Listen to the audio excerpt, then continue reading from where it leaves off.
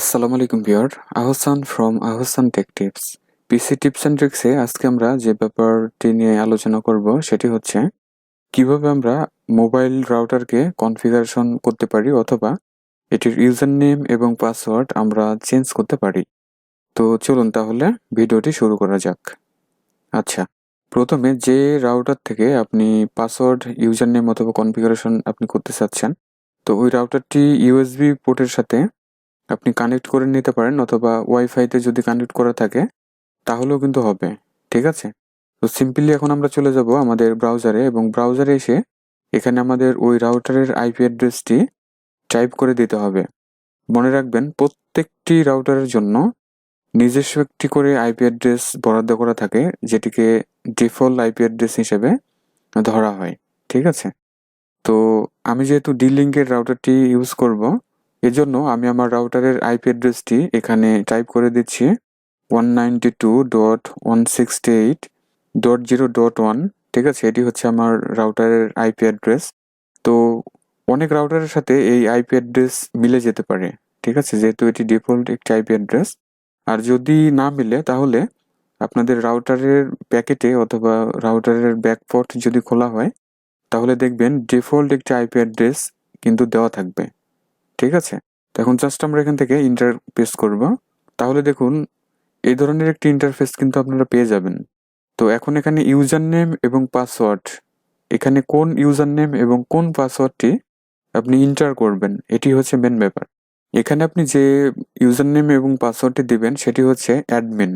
প্রত্যেকটি রাউটারের জন্য user name এবং পাসওয়ার্ড অ্যাডমিন করা থাকে যেন সকলেই প্রবেশ করতে পারে। তো আমি টাইপ করি অ্যাডমিন এবং পাসওয়ার্ড এসে অ্যাডমিন আমি দিয়ে দিয়েছি। এখন আমরা একটু শো করে দেখব অ্যাডমিন ঠিক আছে, দেন লগ ইন। তাহলে দেখুন আমাদের রাউটারের মেইন ইন্টারফেসে কিন্তু আমরা প্রবেশ করেছি। ঠিক আছে, এখন উপরে বেশ কিছু ট্যাব বা বাটন আমরা বলতে পারি দেখা যাচ্ছে। তো এখান থেকে ওয়াইফাই সেটিংসে আমরা যাব।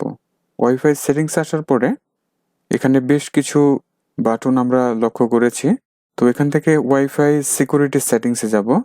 আসার পরে দেখুন এখানে কিন্তু আমাদের রাউটারের নেমটি কিন্তু দেখা যাচ্ছে, অর্থাৎ এখানে যে নামটি দেওয়া হবে এসএসআইডি, ঠিক আছে, সেই নামটি কিন্তু শো করবে। যেমন দেখুন আমি যদি আমার ওয়াইফাইয়ের উপরে আসি তাহলে দেখুন আমার কিন্তু এই ওয়ানিক দেখা যাচ্ছে, অর্থাৎ আমার এই রাউটারটি কিন্তু কানেক্ট করা আছে। ঠিক আছে, আচ্ছা, এরপরে আমরা নিচের দিকে আসবো। নিচের দিকে আসার পরে প্রি শেয়ার্ড কি আছে, এটি হচ্ছে পাসওয়ার্ড। তো আমরা যদি শো ক্যারেক্টার্সে আসি তাহলে দেখতে পাচ্ছি এটি হচ্ছে আমার পাসওয়ার্ড দেওয়া আছে। তো এখন যদি এই পাসওয়ার্ডটি আপনি চেঞ্জ করেন তাহলে কিন্তু আপনার ডিভাইসে যে কানেক্ট করা আছে এটি কিন্তু ডিসকানেক্ট হয়ে যাবে এবং পরবর্তীতে আপনাকে নতুন করে আবার পাসওয়ার্ড দিয়ে এন্ট্রি করতে হবে। ঠিক আছে, তো আমরা আর চেঞ্জ করব না। ঠিক আছে, আমরা এখান থেকে বের হয়ে যাচ্ছি। আচ্ছা, এখন আপনি চাচ্ছেন যে আমরা এন্ট্রি হওয়ার সময় ইউজার নেম এবং পাসওয়ার্ড যে অ্যাডমিন দেখেছি সেটি আমরা এখানে কোথায় পাবো। তো এর জন্য সিম্পলি আমরা যাব সিস্টেমে। সিস্টেমে আসার পরে দেখুন অ্যাডমিন সেটিং আছে, তো এখানে ক্লিক করব। তাহলে লক্ষ্য করুন এখানে কিন্তু ইউজার নেম অ্যাডমিন আমরা দেখতে পাচ্ছি এবং পাসওয়ার্ড যদি শো করি তাহলে দেখুন অ্যাডমিন দেখা যাচ্ছে। তো এভাবে আপনি দেখতে পারেন। এভাবে যে কোনো ধরনের রাউটারকে আপনি কিন্তু কনফিগারেশন করতে পারেন। তাহলে ভিউয়ার, এই ছিল আজকের ভিডিও। আজকের ভিডিওতে আমরা দেখেছি যে কিভাবে মোবাইল রাউটারকে কনফিগারেশন করতে হয় বা আমরা মোবাইল রাউটারের যে ইউজার নেম এবং পাসওয়ার্ড আছে এই ব্যাপারগুলো কিভাবে চেঞ্জ করতে পারি সেটি আমরা দেখেছি। ভিডিওটি যদি ভালো লাগে লাইক, কমেন্ট এবং শেয়ার করবেন। যারা চ্যানেলটিকে এখনো সাবস্ক্রাইব করেন নাই প্লিজ সাবস্ক্রাইব করে পাশেই থাকবেন। সবাই ভালো থাকুন, সুস্থ থাকুন। Thanks for watching.